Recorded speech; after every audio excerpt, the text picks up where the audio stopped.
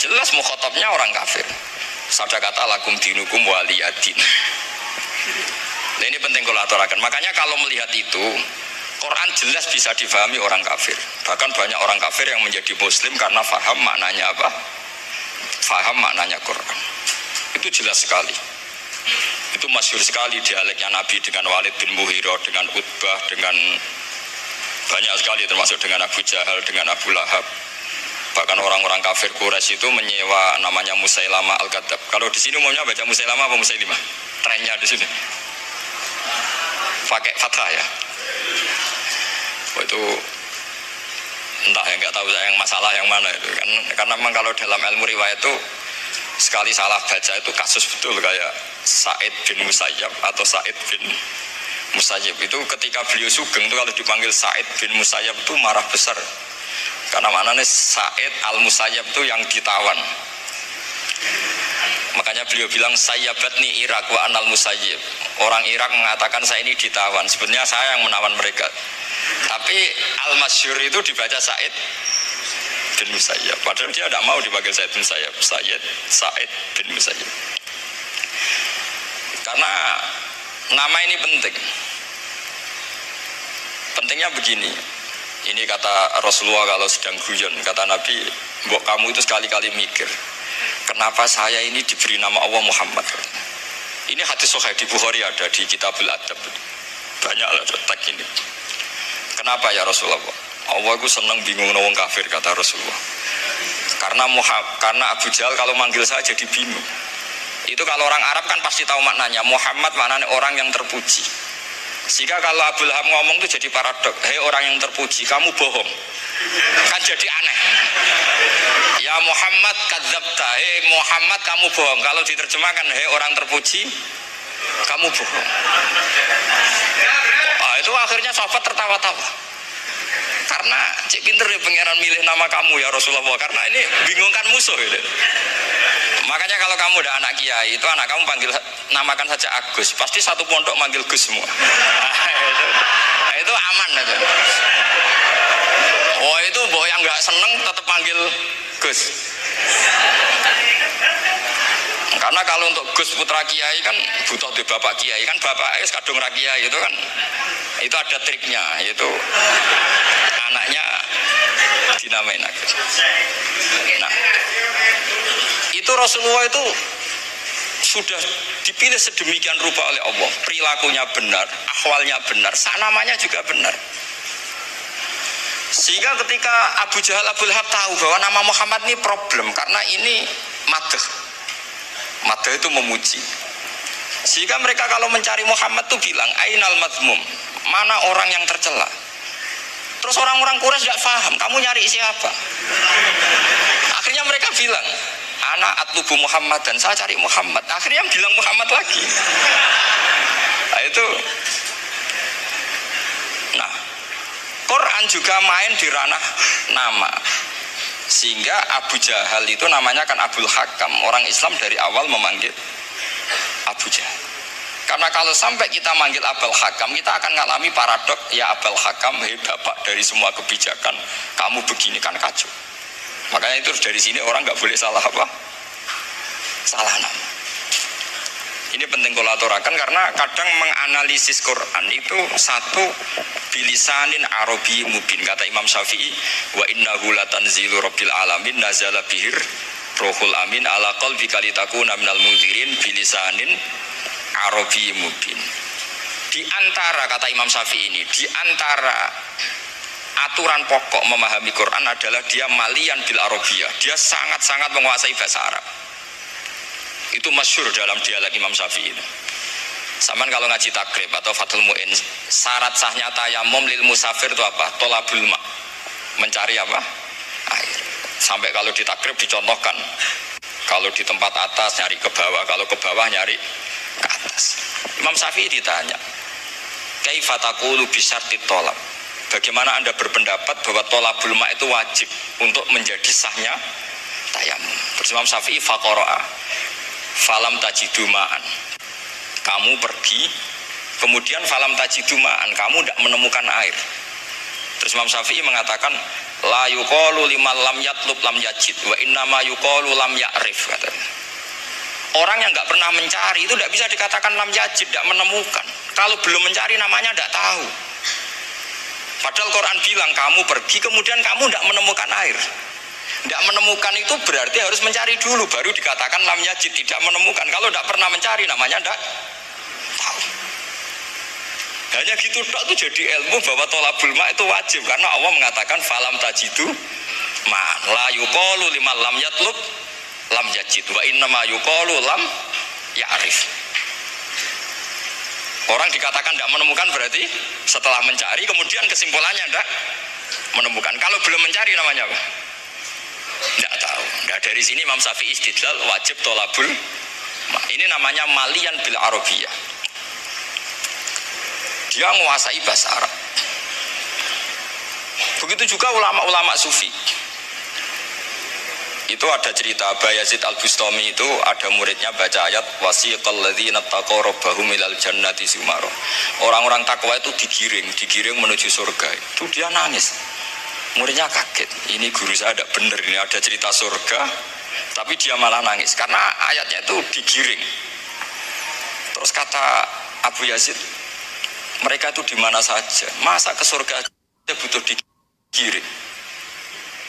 Ke surga itu kan nikmat, ngapain butuh digiring? Saya tidak mau, kata dia. Abu Yazid itu gak mau digiring ke surga, itu gak mau. Muridnya kan tambah kaget, memangnya mau neraka kan gitu pikirannya itu.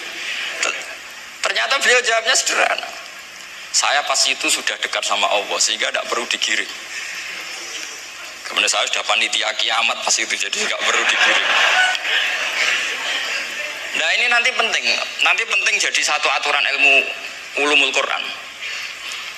Saya di rumah itu istiqomah ngajar Qawaidul Asasiyahnya Said Muhammad yang dulu ditulis abahnya Zubdatul Itqan oleh Said Alawi. Kemudian Zubdatul Itqan itu tentu dari kitab Itqan. Terus Said Alawi dulu ngarang kitab Faidul Khobir, sarahnya Faidul Khobir sama Sayyid Muhsin Al-Musawab. Dulu dari Padang tapi hidupnya di Mekah. Saya dulu talaki sama Mbah Mun. Itu ternyata ada ayatnya, innal muttaqina fi jannati wa nahar fi maq'adi sidqin 'inda malikim muqtadir. Sekarang sampean saya tanya, menurut Anda semua orang kena hisab enggak?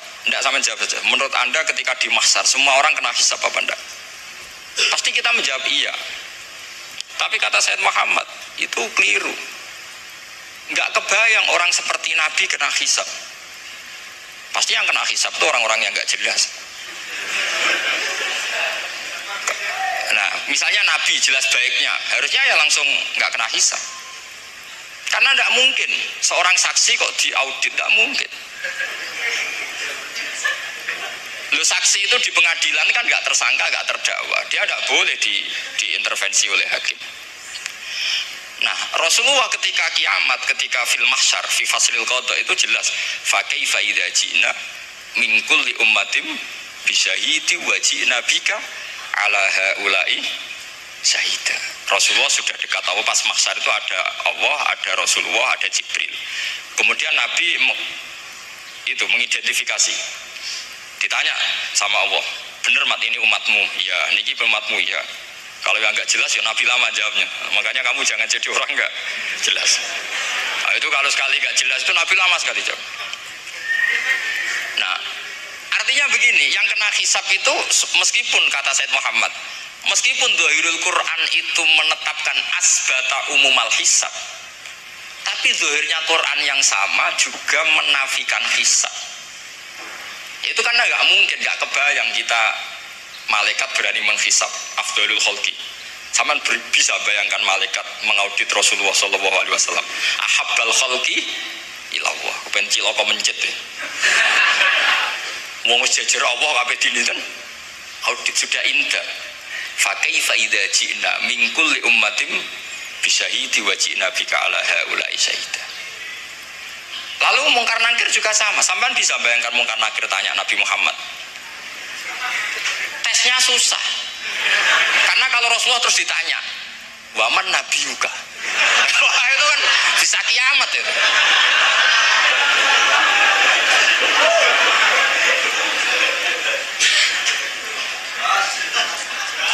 paham ya?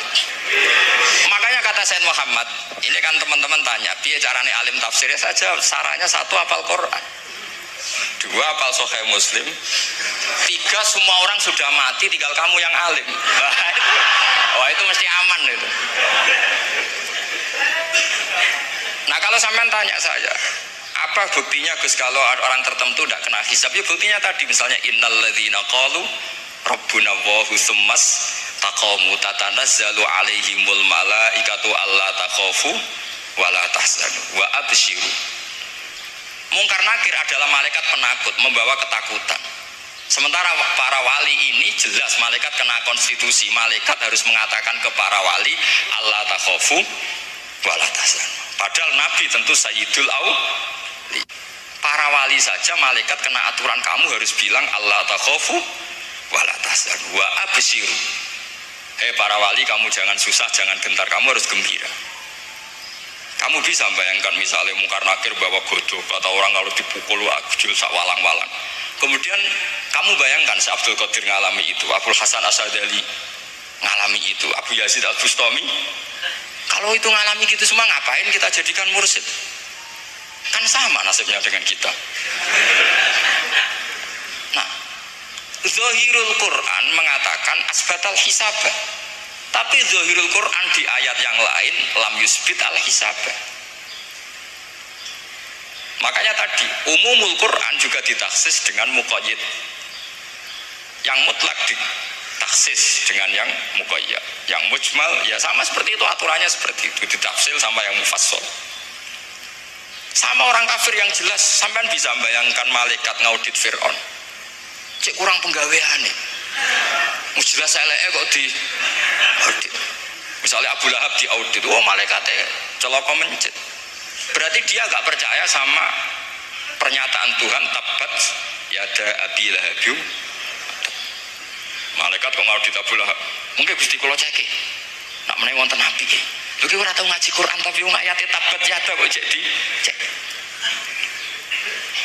Nah, yang seperti ini masuknya kategori ulaikal ladzina, saterusé mereka yang kafir bi ayati rabbihim wa liqaihi fahabitas a'maluhum fala nuqimu lahum yaumal qiyamati wasna. Jadi ada orang-orang kafir yang jelas kena aturan fala nuqimu lahum yaumal qiyamati wasna. Yang jelas kafirnya ya gak kena hisab, yang jelas nabinya, jelas wasinya juga gak kena hisab. Yang kena kita di tengah-tengah. Tapi ilmu itu ikut mainstream karena semua orang bilang ada hisab, ya kita ikut-ikutan bilang, ya sudah gitu saja. Tapi kalau aslinya ya rapati percaya.